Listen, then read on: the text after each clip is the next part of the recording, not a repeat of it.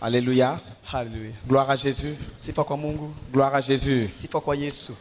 Dogo. Vous savez, quand il y a une conférence d'enseignement comme ça, Kama kuna mkongamano wa mafundisho kama huu, plupart de fois, il faut venir avec ton papier et ton stylo. ni vizuri kuja na kalamu na karatasi yako. Parce que ce n'est pas facile. Kwa sababu sio rahisi. Ce n'est pas facile. Sio rahisi. Écouter des choses de foi qu'on n'a jamais écoutées. Kusikia vitu ambavyo hatujawahi Je vais kusikia. vous montrer ce que Paul avait dit. Nitaonyesha kile ambacho Paulo amesema. Ephésiens chapitre 1 verset 15. Waefeso 1:15. Je vous informe que Paul, c'est lui qui est le garant de ce message ici de la croix. Niwaambie Paulo ndo ameongea zaidi kuhusu habari za msalaba. Il a été envoyé, il est apôtre de païens. Alitumwa ni mtume wa mataifa. Et les païens ne pouvaient pas être sauvés par la loi qui a été donnée à Moïse, parce que cette loi là-bas, c'est une loi juive. Na wapagani au mataifa wasingeokoka kutokana na sheria ya Musa kwa sababu ilikuwa inahusu Wayahudi. Alors il fallait un apôtre qui devrait être envoyé pour parler pour Dieu de ce qui les concerne. Ilibidi mtume ateuliwe na atume kwa ajili ya watu hao aongee vitu ambavyo vinawahusu. Et par sa grâce, Dieu a choisi Paul. Na kwa neema ya Mungu akamchagua Paulo. Vous connaissez Paul a décapité les gens, Paul a tué l'église, il a éliminé, il ne voulait même pas que l'église de Jésus puisse développer. Unajua Paulo ameua watu wengi, amekata vichwa vya watu hakutaka kanisa la Bwana liendelee. Je crois qu'il était choisi à cause de ça. Na naamini kwamba amechaguliwa juu ya hivyo. Parce qu'il y avait des gens qui étaient très sérieux et très bons. Kuna watu walikuwa vizuri wema zaidi kuliko qui yeye. pouvaient être mieux pour partager ces messages. Na wangefaa sana kugawanya habari kama hii. Mais Dieu a choisi Paul. Lakini Mungu amemchagua Paulo. Dans sa saleté. Katika uchafu wake. Dans son témoignage qui n'était pas bon. Na katika ushuhuda wake usiokuwa mzuri. Dans son incompréhension des choses profondes de la révélation de Christ. Katika hali yake ya kutoelewa vitu vya Mungu ambavyo vimefunuliwa. Parce qu'il était docteur de la loi. Alikuwa mwalimu wa sheria. Il était sous Gamaliel. Gamaliel c'était un enseignant très fort qui enseignait la loi. Alikuwa chini ya kivuli cha Gamaliel ambaye alikuwa mwalimu wa sheria. Et quand il était venu, na alipokuja, d'ailleurs quand les gens écoutaient que Paul vient et il a déjà été sauvé ou il a rencontré Jésus, même Ananias avait peur. Comment je vais recevoir ce Paul ici? Watu waliposikia Paulo anakuja na wakati wamejua kwamba yeye ndo ameoa watu, walianza kuwa na uoga, hata Ananias pia. Namna gani tutawapokea watu kama hao? C'est très très profond. Ilikuwa ya undani zaidi. Donc vous comprenez que cette révélation, utajua kwamba ufunuo kama huu, ça demande d'ouvrir les yeux, unaomba kufungua macho et de gober comme tu peux gober. Na kukula vilivyo ile ambacho tunatakiwa kula. 1:17. Waefeso 1:17. Commencez par le verset 16. Acha tuanze kwa haya 16. Vous savez, dans toutes les lettres de Paul, katika barua zote za Paulo, la lettre la plus profonde dans la révélation de la nouvelle alliance, c'est Ephésiens. Barua ambayo kuna vilindi vya ukweli kwa ajili ya ufunuo wa agano jipya ni Waefeso. Mais la doctrine établie de bas en haut, c'est le livre romain. Na mafundisho ya msingi ambayo inaanza chini na kupanda juu ni kitabu cha Warumi. Et pour les gens qui ont suivi mon enseignement sur le livre romain, j'avais pas encore fini, j'ai stoppé au chapitre 10, je crois. Oui. 10. Watu ambao walinifuata kitabu cha Warumi nilikuwa nafundisha, niliishia kwenye. Je sais que vous avez eu beaucoup de fondements et on va avancer après. Mulipata mafundisho mengi, najua kwamba mtaendelea pia zaidi. Mais on va avancer, on est au chapitre 10. J'ai pas fini ça. Tulishia haya 10. La Bible dit ceci dans Ephésiens chapitre 1 verset 16. Je ne cesse de rendre grâce pour vous. Je fais mention de vous dans mes prières, afin que le Dieu de notre Seigneur Jésus, le Père de gloire, vous donne un esprit de sagesse et de révélation dans sa connaissance. Qu'il illumine les yeux de votre cœur pour que vous sachiez quelle est l'espérance qui s'attache à son appel, quelle est la richesse de la gloire de son héritage qu'il réserve aux saints. Donc il y a 3 choses ici. Kuna vitu vitatu hapa. Il prie. Anaomba. Pourquoi? Kwa nini? Parce que déjà le message est lourd. Habari iko kilo sana. Les gens sont habitués à un certain message. Watu wanazoea habari fulani.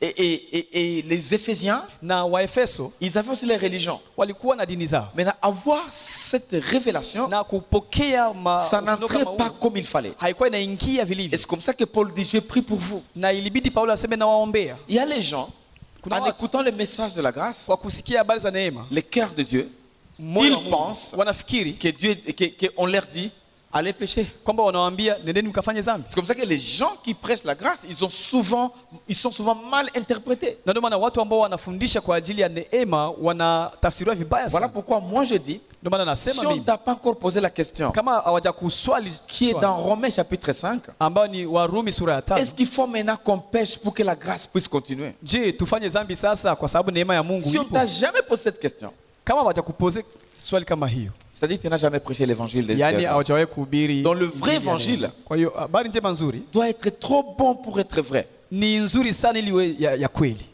Trop bon pour être vrai. Nzuri sana ili iwe ya kweli. Ça, c'est une chose que je voulais vous montrer. Hicho ni cha kwanza nimetaka On mjue. va sauter au chapitre 3, Sura ya 3 toujours dans Ephésiens, hapo wa Efeso tu verset 2. mstari wa 2.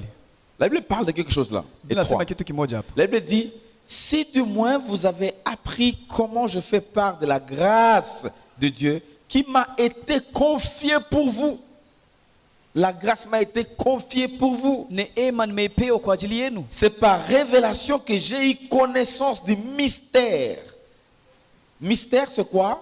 Siri C'est un secret qui est caché ni vitu ambavyo vimefichwa et qui sera révélé na vitafunuliwa après un temps dans la volonté de Dieu. baada ya muda fulani kwa kutokana na Mungu. Et il peut utiliser n'importe qui pour révéler ces mystères. Anaweza kutumia kila mtu kwa kufunua siri hizo. Et pour ça, c'était Paul. Na hiyo ilikuwa ni Paulo. Ensuite, il dit, Na anasema pia sur lesquels je viens d'écrire un peu de mots. En les lisant, vous pouvez vous représenter l'intelligence que j'ai du mystère de Christ. Quand vous parlez de Christ, unapoongelea Kristo ça reflète une intelligence très élevée. inafunua akili ya juu sana. Dis-moi, comment est-ce qu'une personne peut naître sans un papa? Namna gani mtu anaweza kazaliwa bila baba? Il y a des chrétiens qui sont chrétiens mais qui ne croient pas que Jésus était né sans papa. Kuna watu ambao ni Wakristo lakini hawaamini kama Yesu alizaliwa bila baba. C'est-à-dire, ils sont d'accord avec Jésus, Wenyewe wanakubali kwa mais ils ne Yesu, sont pas d'accord avec le miracle, le mystère qui s'est passé. lakini hawako tayari kuelewa kwamba kuna siri. Pourtant, notre foi est basée sur ce mystère-là. Na imani yetu si inasimamia kwenye hizo siri. Amen. Amen. Amen, amen. Amen. C'est très compliqué. Maintenant, on est inachanganya sana. habitué, tu vois. Sasa tumezoea hapo. Tu sais, Jésus n'a jamais prêché la guérison. Yesu hajawahi kuhubiri uponyaji. Mais partout il passait, Popote alipokuwa anapita, il était accompagné par des guérisons. alikuwa anashindikizwa na Parce uponyaji. que lui-même était message. Kwa sababu yeye peke alikuwa. Moi, je crois, Mimi si naamini l'Église n'expérimente pas beaucoup de miracles aujourd'hui, kama kanisa aliishi miujiza mingi kwa leo, c'est pas quelque part le message n'a pas été donné comme il faut. ni kwa sababu habari haikutolewa vilivyo. Jésus n'a jamais manqué la provision financière. Jamais. Yesu akusema juu ya Il n'a jamais manqué la provision financière. hajawahi kukosa La provision financière, les cash. majibu ya kipesa. Pour répondre aux besoins. Majibu ya kipesa. Et aujourd'hui, des fois, nous avons beaucoup de problèmes de finances. Na leo tuna shida nyingi za Je kipesa. crois que le message n'a pas été bien prêché. Ni kwa sababu habari haikuhubiriwa vilivyo. Et vous allez remarquer que c'est la vérité. Na utakuta kwamba ni ukweli. Si vous sautez un peu au verset... J'aime ce verset. Verset 10. Ukienda kwa haya ya 10,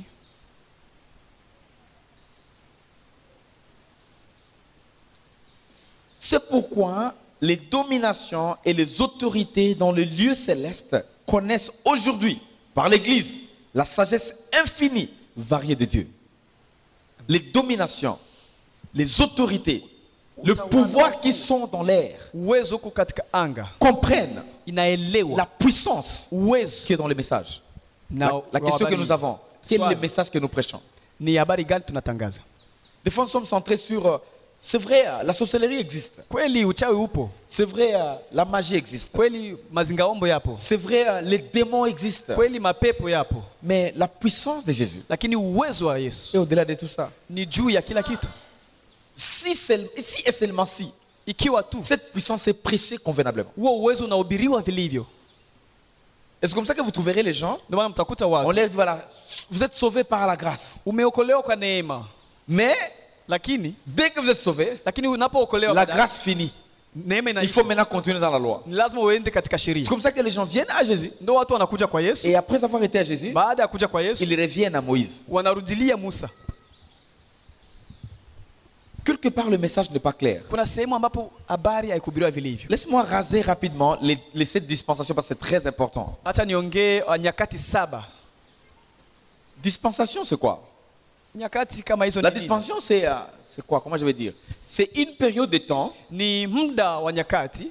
Dieu établit un certain système Mungu anaweka na mbinu fulani, et donne une révélation anapana ufunuo fulani aux gens qui vivent dans cette kwa dispensation-là. watu ambao wanaishi katika nyakati hizo. Utilisant une personne Anatumia mtu mmoja afin de tester l'obéissance de l'homme envers sa parole. ili kupima utiifu wa mwanadamu kwa neno lake. Qu'est-ce que je veux dire? Nitaongea nini? Une période de temps.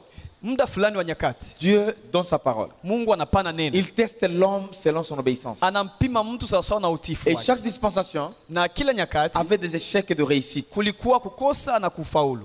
Dès qu'il y avait l'échec, Na kulipokuwa kufaulu, il y avait un kukosa, jugement qui suivait. kulikuwa hukumu inafuata. Il y en a 7 dans la parole de Dieu. Kuna 7 katika neno la Mungu. La dispensation numéro 1, Na nyakati za c'est kwanza ce qu'on appelle innocence. Les gens qui ont fait l'école biblique connaissent ce que je vais dire ici. inaitwa hali ya kutokuwa na hatia. Innocence. Quand Adam et Ève ont été créés, Wakati Adam na Eva walipoumbwa, ces gens là-bas, watu wale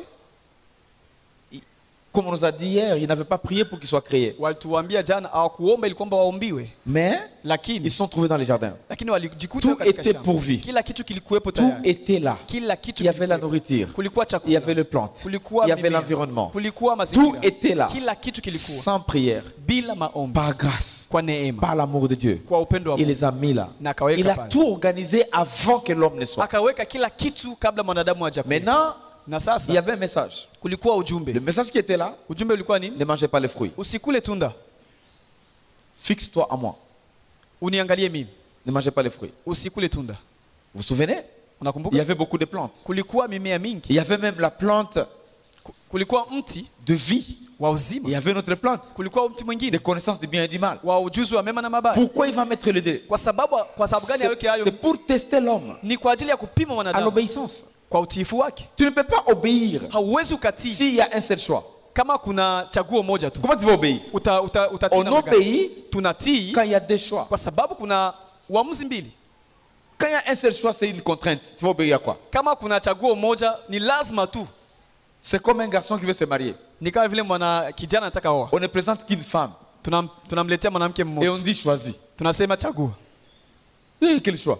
Hiyo itakuwa ni chaguo Il gani? est contraint de prendre celui qui est là, celle-là qui est présentée. Qu'est-ce qu'elle va faire? Iko na shurti ya kuchagua mwenye. Mais quand vous donnez 2, 3, 4, 5, Lakini mkiweka 2, 3, 4, 5 là, elle peut faire le choix hapo atachagua vizuri. parce que maintenant, Kwa sababu hapo il y a diversité. kuna Et walio wengi. c'est comme ça que Dieu a fait. Na ndio hivyo Mungu alifanya. Parce qu'il y a beaucoup de questions là-bas. Non, le Hapo kuna Seigneur, maswali mengi. il savait que l'homme allait manger ça. Alijua kama Et mwanadamu pourquoi il a mis ça là-bas? na akaweka hapo. En fait, tu es religieux. Wewe ni mwanadini tu Tu ne comprends pas. na hujui kitu. Et des fois, au lieu de s'ouvrir pour comprendre, Mara nyingi kuliko kujifungua ili uelewe, on insiste sur une position qui n'est même pas biblique. unakaa katika ngazi yako haiko hata Il est kibiblia. omnipotent, il est omniprésent, il est omniscient. Il savait que l'homme allait manger. Pourquoi il avait mis ça? Ah, Laissez-moi vous dire, acha niwaambie, si vous aimez quelqu'un, unapompenda mtu vous laissez la personne le choix unamwachia mtu chaguo lake de faire ce qu'il veut. afanye kile ambacho Ça, anataka. c'est une preuve d'amour. Hiyo ni matukio ya upendo, Ça, c'est une preuve d'amour. ni alama ya upendo, Maintenant, Dieu a mis les deux là, na Mungu akaweka wote pale juste pour faire ça. ili afanye tu hivyo, Et l'homme a chuté. na mwanadamu akaanguka. Et vous connaissez Na unajua que chaque chute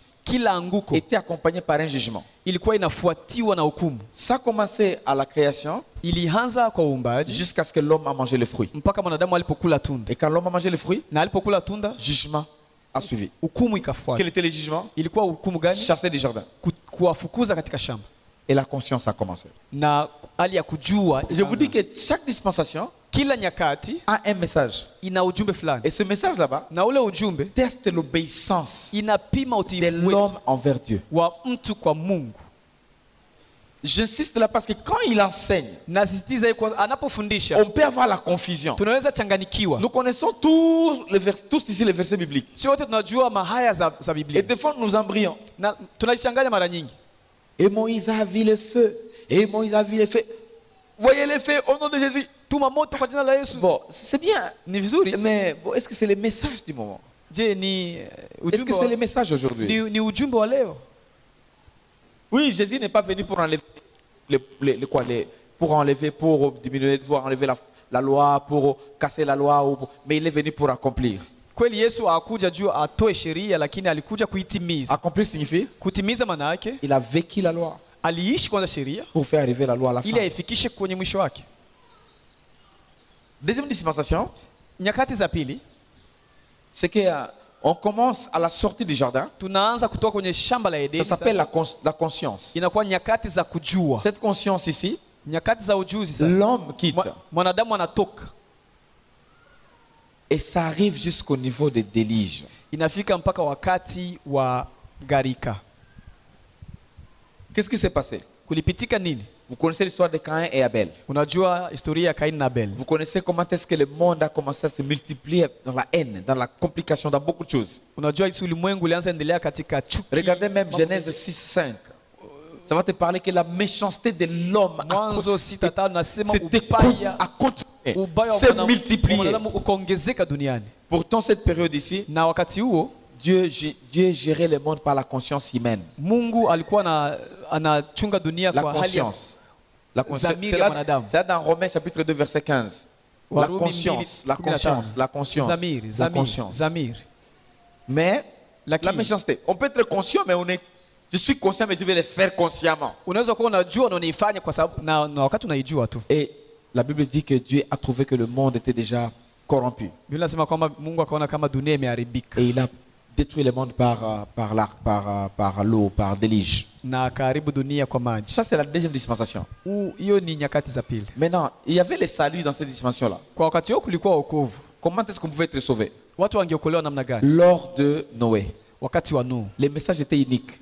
habari ilikuwa moja. Quel était le message? Ilikuwa nini? Entrer dans l'arche. Kuingia katika safina.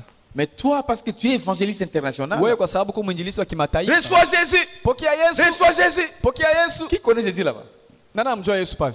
Qui t'a dit de parler de Jésus là-bas? Nani alikwambia useme Yesu ile wakati? Tunda. Qui t'a dit de parler de Tunda là-bas? Tunda où? On a déjà fini Tunda dans Eden. déjà. Tumemaliza tunda katika Edeni. Tu es où?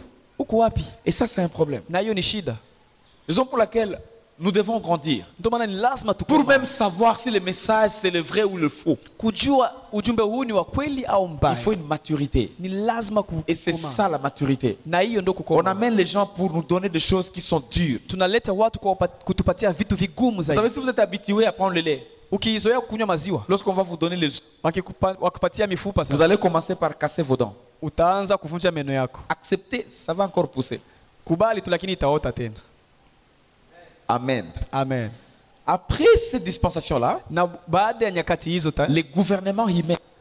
na utawala wa wanadamu kaanza. Yeah, souvenez-vous quand il y avait des lits, ça balayait tout. Unajua gharika ilichukua kila kitu. Il y avait seulement maintenant Noé Kulikuwa tu Nuhu et ses enfants na watoto wake et les animaux. na Quand ils sont wanyama. sortis, Walipotoka, Dieu a conclu l'alliance avec Mungu Noé akafanya agano, que je ne tuerai plus le monde par les eaux. sitaua tena dunia kwa maji. Et l'arc-en-ciel est venu. Na Je arc-en-ciel ne vais pas ikawa. trop expliquer de l'arc-en-ciel à ce niveau-là. Sita tafsiri hiyo Ce qui est arc-en-ciel. intéressant, Cha muhimu c'est hapa, que l'homme maintenant commence à vivre selon sa gouvernance. na mwanadamu akaanza ishi sawasawa na namna yake ya Et kutawala. tu peux Genèse 9, 6. Mwanzo 9:6. Yeah, celui qui tue l'homme, on le tue. Anayeua mwanadamu naye pia anaua hivyo hivyo. Moi je regrette des fois, Mimi nashangaa mara nyingi si quelqu'un qui a tué, kama kuna mtu ambaye aliuana vous le mettez en prison, tena unamtia gerezani vous ne l'aidez pas. au msaidii, Elle me dit qu'il faut le tuer. Biblia inasema kwamba naye auawe. Parce qu'il y a les anglophones, ils ont deux mots, il y a to murder and to kill. Wanasema kuua kwa hatia Et na kuua il y bila a hatia. tué et assassiné, pardon. Tu vois, il y a quelqu'un peut être tué par hasard. Kuna mtu anaweza Par kauawa erreur. kwa bahati Il nasibu. y a par exemple le policier qui suivait les gens, les volait, tout, et puis après une Maskari balle wanafuata perdue. watu na wanatupa risasi. C'était pas intentionnel. Hawakutaka ikuwe hivyo. Ça, ce n'est pas assassiner. Hiyo Mais haikuwa. assassiner, c'est je cherche, je le vois et je tue. Kuua kabisa, C'est ça. unamtafuta, unamuona, unamuua. Celui-là, il Huyo faut mettre sur le poteau et ni tuer. lazima kumtia kwenye msalaba na kumhua. Mais les Nations Unies a dit qu'il ne faut pas le tuer, il faut le Moja laisser, il mataifa faut le ilisema msiue, hapana, hivi naye mtie tu gerezani. Mais ce n'est pas le cas chez eux, ne vous en faites Na pas. haiko hivyo kwao, eh? Ne vous en faites pas. Kwao haiko hivyo. Il faut faire ça en Afrique. Hiyo inafanyika tu Afrika. Maintenant, Et ça, ils ont établi un gouvernement humain. na hapo wakaanza utawala wa kibinadamu, Beaucoup de problèmes. mambo mengi ya ajabu, Et finalement, il y a beaucoup de problèmes qui sont arrivés na kweli kuna shida nyingi zimefika, jusqu'à ce que Dieu a trouvé qu'encore le monde est corrompu. na Mungu akaona kwamba duniani kweli uovu umeendelea sana, Et il a introduit une facette. na akaleta sura nyingine. Ça, c'est la promesse. Ilikuwa ni ahadi. Il a pris Abraham Akachukua pour Abraham introduire une autre alliance, une autre dispensation. akampatia uaminifu promesse. katika nyakati zingine. La promesse. Ilikuwa ni ahadi. Je dis ça parce que c'est important. Nasema kwa sababu ni muhimu sana, Très important. muhimu sana. Vous voyez le problème de gouvernement humain. Unajua katika utawala wa Ils kibinadamu avaient fait la démocratie jusqu'à commencer à construire pyramide pour chercher Dieu. walifanya demokrasia na kujenga mnara kumtafuta Mungu. Vous vous souvenez Tour de Babel? Unajua mnara wa Babeli, Et c'était fini lorsque c'était tombé. na iliisha wakati walipoanguka wote. Complètement. Yote ikaisha. Donc, il y a toujours des condamnations Kuna Il y a des mahukumu, jugements kuna hukumu qui arrivent lorsque les gens ne respectent pas ce que Dieu avait dit. inafuata wakati watu hawaheshimu kile ambacho Mungu amesema. Quatrième, c'est promesses. Ya nne ni ahadi. Les promesses de Dieu sont oui et amen. Ahadi za Mungu ni ndio na amin. Et il y a des choses qu'il faut faire pour que nous puissions connecter avec ces promesses-là. Na kuna vitu tunatakiwa tufanye ili tuambatane na hizo ahadi. Pour ne pas aller trop profond, Bila kwenda parce qu'on doit laisser l'enseignant enseigner. tutamkaribisha mwalimu. Il y a après lorsqu'ils sont arrivés maintenant à... Vous vous souvenez, Abraham avait fait des histoires et puis après les enfants ont été récupérés dans la déportation et ils sont partis en Afrique. Unajua Abrahamu alikosa utiifu na taifa lake likaenda huko Misri katika utumwa. Dans Genèse 15, là où il avait dit de garder l'animal qui devait être donné comme sacrifice et l'aigle avait récupéré ça. Ilikuwa Mwanzo 15 hapo Mungu alimwambia toa mnyama kama dhabihu Et na Dieu avait dit à Abraham, ta génération, ta descendance ira en Mungu déportation. akamwambia Abrahamu taifa lako litaenda utumwani. Et c'est comme ça que c'était parti. Na ndio kisi walivyokwenda. Maintenant, lors du retour sur le mont Sinaï, vous vous souvenez, Unajua hapo kwenye mlima wa Sinai Dieu a introduit une autre dispensation. Mungu akaanzisha nyakati C'est ce qu'on zingine. appelle la loi. Inaitwa sheria. La loi, Sheria c'était juste pour son peuple. ilikuwa juu ya taifa yake Les tu. 12 tribus d'Israël. Taifa 12 ya Ce Israeli. n'était pas pour les nations. Haikuwa juu ya mataifa mengine yote. C'était pour les nations. Haikuwa ingi- Donc vous et moi, les Congolais, les Mimi na wewe Africains, Wakongomani, les Waafrika, Américains, les Waamerika, Européens, wa- ce n'était pas wa- pour eux. Haikuwa ya kwao. C'était seulement pour les 12 tribus d'Israël. Ilikuwa kwa taifa 12 ya Israeli. Malheureusement, aujourd'hui, les gens se jugent par rapport aux 12 Bahati mbaya aux 10 leo watu commandements. wana jukumu sawa sawa na ile amri 10, Et cette dispensation ici na nyakati hizo a stoppé, est ilisimama, arrivée à la fin ilifikia mwisho lors de la résurrection de Jésus. wakati Yesu alipofufuka. Ce n'est pas la naissance de Jésus. Hapana, wakati alipozaliwa. Beaucoup de gens font beaucoup d'erreurs ici Watu wengi wanakosea sana parce qu'ils pensent kwa sababu que wanafikiri la nouvelle alliance kwamba agano jipya commence avec la naissance de Jésus. ilianza wakati Yesu alipozaliwa. C'est faux. Ile ni Les ni théologiens watu wa kibiblia wa ont teolojia divisé la Bible en deux parties. waligawa Biblia sehemu mbili, L'Ancien Testament et le Nouveau Testament. agano la kale na agano jipya. Mais en réalité, Na kwa ukweli la Bible est supposée diviser en 3 ou en 4 parties. Biblia inaweza gawanyika kwa pande 3 ama 4. Et ça, c'est vrai. Il y a la révélation de tous les commencements. Kuna ufunuo wa mwanzo wote, Il y a l'Ancienne Alliance. kuna agano la Il y kale, a la Nouvelle Alliance. kuna agano Et il y a jipya, la partie intermédiaire. na kuna sehemu ya mpito. L'intermédiaire, c'est l'évangile. Na hiyo wakati ya kuingilia ni injili, C'est-à-dire, nyakati za Jésus injili. arrive Yesu anakuja, et il est en train d'interagir pendant la loi. anaishi wakati wa sheria, C'est compliqué. na Parce qu'il inachanganya n'est sana. pas encore ressuscité. Vous voyez les évangiles? Unajua nyakati Dans za Jean, injili, dans Luc, dans Yohana, Marc. Luka, Marko, C'est là où Mathayo, il est né, ndo mort et ressuscité. alizaliwa akafa Donc, akafufuka. dans les évangiles, Katika nyakati za il faut injili bien les diviser. ni lazima kuigawanya vizuri. Si Jésus n'est pas encore ressuscité, Wakati Yesu c'est hajafufuka l'Ancien Testament. ni agano la kale. Amen. Amen. Je me fais comprendre. Hein? Sijui kama naeleweka. Ça, je vous introduis parce que quand il va continuer, c'est très Hii important de nawaambia comprendre kwa ça. sababu ataendelea, ni vizuri sana kuelewa hiyo. Parce que beaucoup de gens pensent que la Nouvelle Alliance égale Nouveau Testament. C'est faux.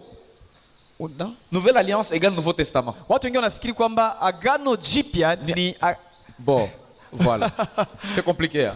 Parce que Nouveau Testament, c'est un terme théologique. unajua agano jipya ni neno la kiteolojia. Mais Nouvelle Alliance, c'est un terme spirituel. Agano jipya pia ni ni ya kiroho. I'm sorry. L'alliance, Unajua agano c'est un contrat. ni Comme patano, voilà. Un contrat, lui a sa part et moi j'ai ma yeye part. ana sehemu yake na mimi na sehemu ya kwangu. Ça c'est l'alliance. Hiyo ni patano. Maintenant, ils ont pris le terme testament parce que si on prend le testament même aujourd'hui, Na kaweka agano, tukielewa c'est agano un leo document écrit ni karatasi ambayo imeandikwa qui a l'effet lorsque celui qui a écrit vient de mourir. na ina utendaji wake wakati mtu aliyeandika amekufa. Amen. Amen. S'il est encore vivant, Kama angali le hai testament n'a pas de puissance. haijakuwa na nguvu ya kufanya chochote. Papa, je pense. Yeah, c'est comme ça. Donc il faut qu'il meure. Ni lazima afe. Et là vous trouverez que l'Ancien Testament, lorsque Jésus était sur la terre, Mtakuta kwamba agano la kale wakati Yesu angali duniani ça n'avait pas encore, ça n'a pas assez d'effet. haikuwa na kazi, haikuwa na nguvu. Là, je vais juste, j'ai passé juste comme ça Hapo napitia pour yulu que ça nous ouvre les yeux. ili tufunue La macho kidogo. nouvelle alliance Agano jipya est devenue Nouveau Testament imekuwa patano jipya lorsque Jésus est mort. wakati Yesu amekufa Il est ressuscité, na akafufuka parti au ciel. na akaenda Il mbinguni, nous a laissé la nouvelle alliance. akatuachia agano Et jipya, c'est comme ça qu'il a dit que ça c'est la nouvelle alliance en mon sang. na akasema hii ni agano jipya katika damu yangu. Amen, amen. Amen. Mais la nouvelle alliance, c'est ce qu'il explique maintenant. C'est ça ce qu'on appelle la grâce. Ndio inaitwa neema, Et ce qu'on appelle la dispensation de l'église. inaitwa nyakati za kanisa, Et cette période va finir na wakati huu utakwisha lorsque Jésus reviendra pour prendre son église. Yesu atakapokuja kuchukua kanisa lake, Et on va aller à la dernière dispensation qui est septième, le millénium. na tutaenda kwenye ni ya saba inaitwa miaka. Mais là, vous miaka mia comprendrez moja que ce qu'il est en train de parler, na ile ambayo anaongelea ça couvre l'église. inafunika nyakati za kanisa, Maintenant, l'église ne comprend même pas son message. na kanisa haielewi ujumbe wake. Et c'est ce que j'appelle une autre facette de Jésus. Ndio inasemwa kwamba sura ingine au picha ingine ya Yesu. Dieu, il reste Dieu. Mungu anabaki Mungu, Mais il change de stratégie au fur et à mesure avec un peuple comme lui le désirait. anabadili mbinu zake na taifa fulani kadiri anavyotaka yeye. Il punit, Anaadhibu, il bénit. anabariki, Il n'aime pas le péché. apendi zambi, Il n'appuiera jamais le péché. hatapenda zambi hata siku moja. Mais une autre facette, Na sura nyingine c'est qu'il est amour. ni kwamba yeye ni upendo, Il pardonne. anasamehe. Quand Satan dit, Kama shetani anasema tu as péché, ulifanya zambi, c'est fini pour toi. inaisha kwako, Jésus dit, Yesu anasema venez à moi. njoni Vous kwangu trouverez du repos encore. na mtapata pumziko kwangu. Amen. Amen. Quand Satan dit, Kama shetani vous ne anasema pouvez pas aller au ciel sans la sainteté. hautaenda mbinguni bila utakatifu, C'est la vérité. kweli ni kweli, Mais Jésus dit, lakini Yesu anasema je suis votre sainteté. mimi ni utakatifu wenu. Ça, c'est une facette que Satan n'avait pas compris. Hii ni sura ambayo shetani hakuelewa. Et c'est là 1 Corinthiens 1:30, je crois, si je ne me trompe pas, j'ai fini par là. Wakorintho wa kwanza 1:13, tamalizia hapo. Tu sais, moi j'aime les conférences d'enseignement. Mimi napenda mikongamano. Beaucoup de gens aiment des conférences de musique, soirées de musique, concerts. Watu wengi wanapenda makonseri ya muziki. C'est bien, ce n'est pas mal. Ni vizuri, sio Mais vibaya, ça ne vous enlève pas dans l'ignorance. lakini haiwaondoshi katika C'est ujinga. la chaudière, on part. Ni jasho tu, Mais après, quand il y a les défis sur la terre, lakini kama kuna shida duniani vous n'arrivez pas à affronter. hautaweza kupambana nayo. Mon ami, il y a les moments où les choses vont te rencontrer, tu seras seul toi-même avec Dieu. Kuna nyakati vitu vitakufikia, utakuwa mwenyewe, Le utakuwa na pasteur ne haja ya sera pas Mungu. là, l'ami ne sera pas là. Rafiki wala pasteri C'est hatakuwepo hapo. seulement le message qui est en toi Ni ujumbe ulio ndani yako tu qui va te ndio révolutionner. Voilà pourquoi itakushangaza. c'est très important Ni vizuri sana d'avoir ceci. kuwa na haya. C'est 1 Corinthiens 1:30, je ne me trompe Wakorintho wa pas. kwanza 1:13 kama Et sidanganyike. je vais juste atterrir par là. 1 Corinthiens 1:30. Nitamalizia hapo Wakorintho wa kwanza, naanza kwenye 29. Afin que personne ne se glorifie devant Dieu. Kusiwe mtu wa kujitukuza mbele za Mungu. Or, Japokuwa c'est par lui que vous êtes en Jésus-Christ, qui, par la volonté de Dieu, entre parenthèses, par sa grâce, kwa neema yake a été fait pour nous sagesse. alifanyika kwetu hekima. Qui a été fait pour nous? Nani alifanyika? Jésus. Ni Yesu. Qui a prié pour qu'il soit sagesse? Nani aliomba ili kwamba Yesu awe C'est hekima? par sa grâce. Ni kwa neema yake tu. Le même Jésus Huyo Yesu a été fait justice. alifanyika kuwa haki. Cherchez la justice de Dieu. Tafuta La haki justice. ya Mungu. Haki ya Mungu. Unatusumbua. Unasoma Biblia. Nous importune pour rien. Va Nous avons lire. beaucoup de prédicateurs en fait. Tu peux leur dire seulement rentrer, va relire la Bible puis revenez. Kuna wahubiri wengi sana. Uende ukasoma Biblia na kisha unarudi. Et ensuite, Na baadaye il s'est fait notre. Nous akafanyika sommes kuwa Biblia. Il s'est fait quoi? Akafanyika nini? Notre quoi? Notre fiole. Notre sanctification. Utakaso wetu. Ah bon? Tafuta utakaso. C'est la sanctification. Et sans cela, tu ne verras jamais Dieu. On a fait fou de sana bourre. Et c'est comme ça que vous ne pouvez pas écouter n'importe qui. Plus tu cherches Jésus, la sanctification s'établit en toi. Maintenant, il y a la différence entre la sanctification et la perfection. On ne sera jamais parfait. Mais on est saint. Et chaque fois que nous faisons des choses qui vont à l'encontre de la sainteté qui est en nous,